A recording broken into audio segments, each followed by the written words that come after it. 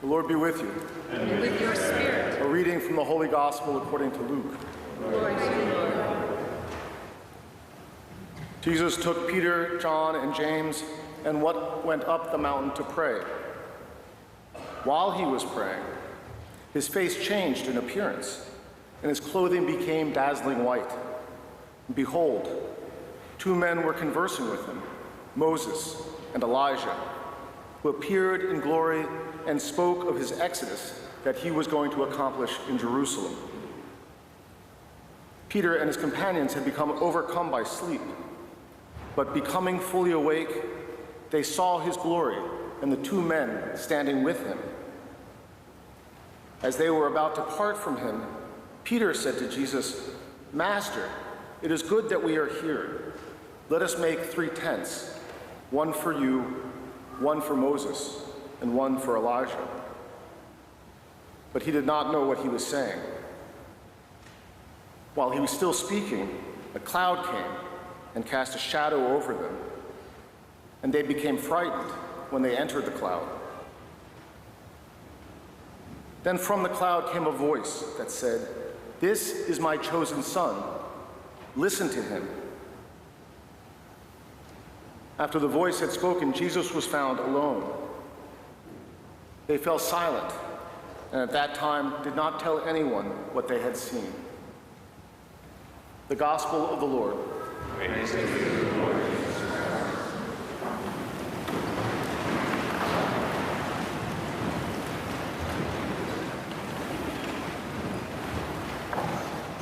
How does any relationship start?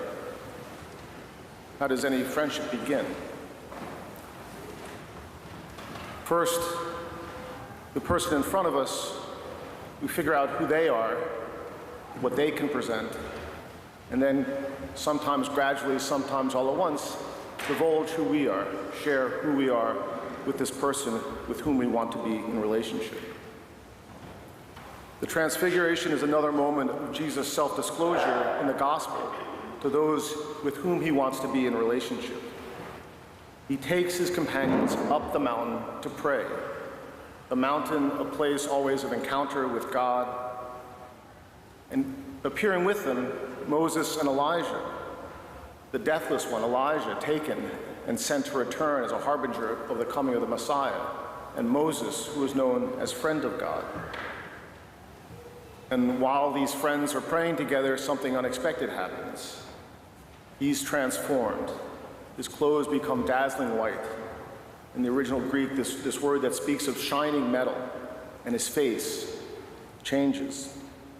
The same voice from Jesus' baptism speaks to the disciples again. "My son, listen to him."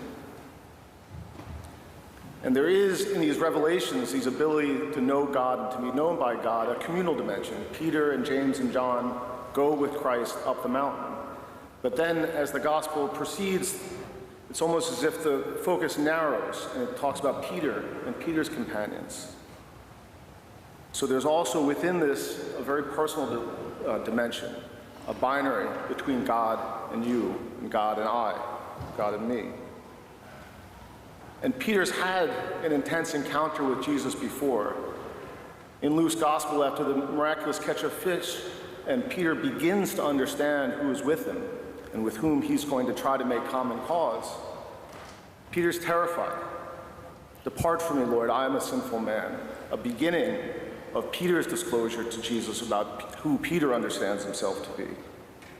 And in the cloud again, on the mountain, Peter is terrified. It's fear when he enters the cloud, when the cloud envelops him. This cloud that is, again, the presence of God.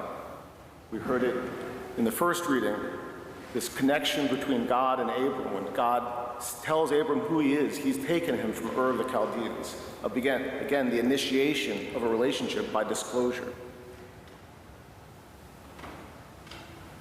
This full revelation of who Jesus wants to be, who Jesus is, Moses and Elijah are speaking with Christ about it, his exodus that will be accomplished in Jerusalem. This revelation of the love of God seen explicitly and expressly on the cross. And this period of Lent is a period of reflection and a recalibration of what we'll disclose, how well we choose to be known by God, and how well we'll know God more intimately, more deeply. And for our catechumens and our candidate for Zyra and Anthony and Cato, this period of discernment as you approach the sacraments is particularly intense. Who is Jesus to me? What face do I see when I look upon him? Who does Jesus see when I open my heart to him? So this distance that we sometimes maintain artificially from the Christ who wants to know us is reflected in myriad ways that our own individual and corporate sinfulness keep the world from being as it should be. We see it in the violence in our own city. We see it when one nominally Christian nation invades another in Eastern Europe. There are dozens and dozens of ways in which our refusal to be known by God affects our behavior. And Jesus, again, he'll reveal himself at the end of Luke's gospel to those who in their own imperfect way are seeking him. When Jesus accompanies the disciples on the road to Emmaus, again, he reveals his presence by opening the scriptures, by breaking the bread, to those who even have the slightest inclination to move past what is perceived as tragedy, deeper into a relationship with the God who wants to be fully known. To overcome what the pastor last week called our frail contingent existence. And St. Augustine, in his extraordinary work of Confessions, talks about how this process of looking towards God necessarily includes a look within. He writes, "Then I turned inward towards myself and asked, 'Who are you?' And I answered my own question, 'A human being. See here the body and soul that make up myself, the outward one and the other within.'" Many of you know that just a couple of weeks ago, one of my brothers died suddenly, untimely. And the support of this community has been indispensable, a source of huge strength, along with the consolation of the faith, as my family, and particularly my parents, wrestle with this loss. And I've thought back while praying about this gospel, about conversations I had with my late brother Michael, and his own desire to go deeper into a relationship with God, to, as it were, be able to stand naked before God as a sinful man and move into a relationship that promised and delivers so much. Though there is fear in the cloud, enter intensely into the presence of God. But let God look at me. But each day, and particularly during Lent, in our fasting, our almsgiving, and particularly in our prayer, it's a chance to enter the cloud again and again, so the fear lessens, what we see and how we are seen sharpens. That we can recognize who Jesus is, who Jesus calls us to be, so that we might, one day, look up without fear, see God alone, and gaze at God, face to shining face.